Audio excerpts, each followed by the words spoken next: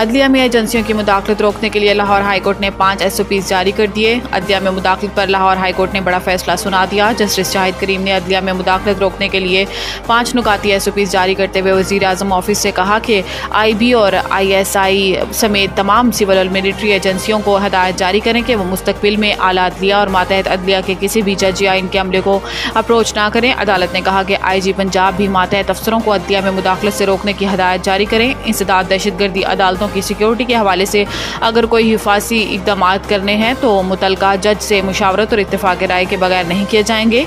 High court ने हुक्म दिया कि ATC के जजेस अपने मोबाइल पर हर कॉल को रिकॉर्ड करें। पंजाब की इंसदाद दहशतगर्दी की खसूसी अदालतें 9 मई के तमाम केसेस का तरजीही बुनियादों पर फैसला करें। जस्टिस शाहिद करीम ने 4 सफ़ात पर मुश्तमिल तहरीरी अबूरी हुक्म जारी करते हुए हिना हफीजुल्लाह को अदालती मुआवन मुकर्रर किया और 8 जुलाई तक अमल दरामद रिपोर्ट जमा कराने का हुक्म भी दिया।